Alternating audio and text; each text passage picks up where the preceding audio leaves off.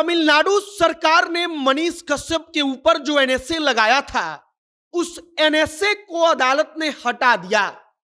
अदालत ने कहा गया कि इस मामले में अंतिम बार सुनवाई करते हुए और उस वक्त पर बहस के बाद एनएसए हटाने का आदेश दिया और जमानत अर्जी को भी मंजूर कर लिया।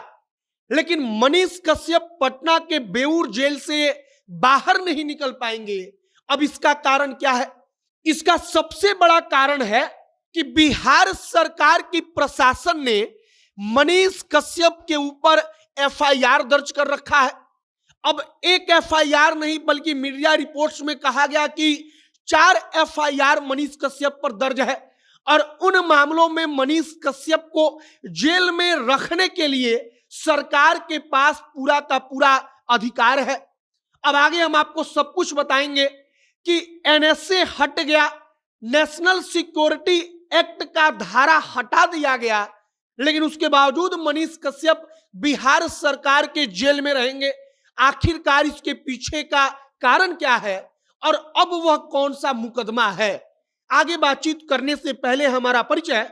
अब नमस्कार, मेरा नाम है मोहित कुमार सिंह और आप जनता जंक्शन देख रहे हैं। यह वीडियो रैपिडो कैप्टन ऐप के द्वारा प्रायोजित है। रैपिडो कैप्टन ऐप के जरिए आप अगर पटना में रहते हैं और आपके पास एक बाइक है तो महीने का 30,000 रुपया तक कमा सकते हैं। अब कैसे?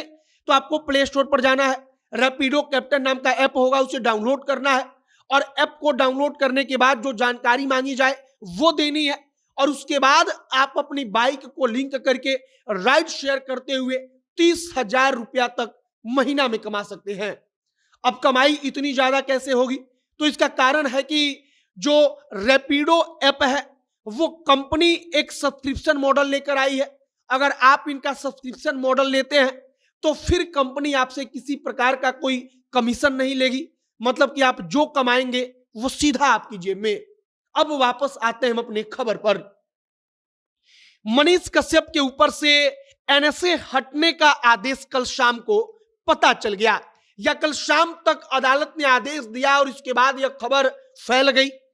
अब नेशनल सिक्योरिटी एक्ट हट गया, लेकिन मनीष कश्यप पर मामला क्या दर्ज है तो जरा गौर से सुनिए। मनीष कश्यप के बैंक का खाता, मनीष कश्यप के कंपनी का बैंक का खाता आर्थिक अपराध इकाई जो बिहार सरकार की है उसने फ्रीज कर दिया था। अब खाता को फ्रीज करने का मतलब कि उस खाते को सीज कर दिया था। अब इसके बाद क्या किया था? तो इस मामले में मनीष कश्यप के ऊपर एफआईआर दर्ज हुआ था और एक एफआईआर नहीं बल्कि 4 अलग अलग एफआईआर मनीष कश्यप के ऊपर इस मामले में दर्ज हुआ। अब 4 अलग अलग एफआईआर जो दर्ज हुआ है वो 4 अलग अलग एफआईआर आर्थिक अपराध इकाई ने किया है। अब आर्थिक अपराध इकाई ने मामला दर्ज किया है तो इसका मतलब कि आर्थिक अपराध इकाई उस मामले की जांच कर रही है। अब वो मामला जो है वो क्या है? तो आर्थिक अपराध इकाई मतलब आर्थिक रूप से कोई गड़बड़ी, आरोप लगा कि पैसों में हेरफेर किया है, टैक्स वगैरह का चोरी कर लिया है, पैसा कहां से आया इस बात का प्रमाण दो।